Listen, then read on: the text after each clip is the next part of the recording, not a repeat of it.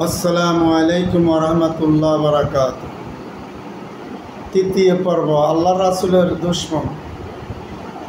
মহান আল্লাহ রাসূল মুহাম্মদ সাল্লাল্লাহু আলাইহি সাল্লামের সবচেয়ে বড় দুশমন ছিলেন আবু জাহিল।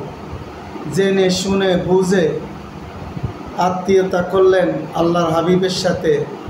তার দুই কন্যা তার দুই ছেলে আল্লাহর হাবিবের দুই কন্যার সাথে বিবাহ হয়েছিল। সেই বিয়ে উপলক্ষে আত্মীয়তার বন্ধন আরও মজবুত হয়েছে। সে চিন্তা করলো এখন মুহাম্মদ সাল্লাল্লাহু আলাইহি সাল্লামকে কাবু করা যাবে।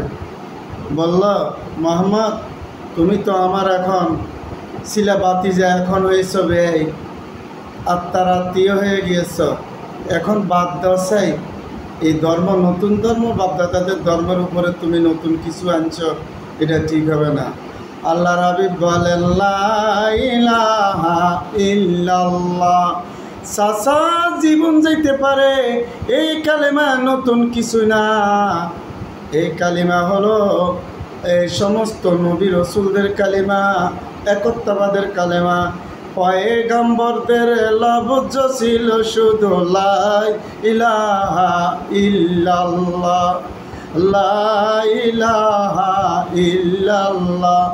সকল নবী রাসূলদের লফজ ছিল শুধু লা ইলাহা ইল্লাল্লাহ, লা ইলাহা ইল্লাল্লাহ মুহাম্মাদুর রাসূলুল্লাহ।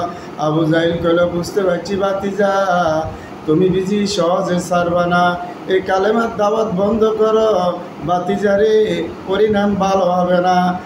ভালো হবে না চাচা গো, আমি তো আপনাকে জান্নাতের দিকে আহ্বান করছি। আপনি যদি ঈমানওয়ালা হয়ে যান, আপনার জীবন পরিবর্তন হয়ে যাবে ইনশাআল্লাহ। চতুর্থ পর্ব দেখার জন্য অনুরোধ করা হলো। আসসালামু আলাইকুম ওয়া রাহমাতুল্লাহি ওয়া বারাকাতুহু।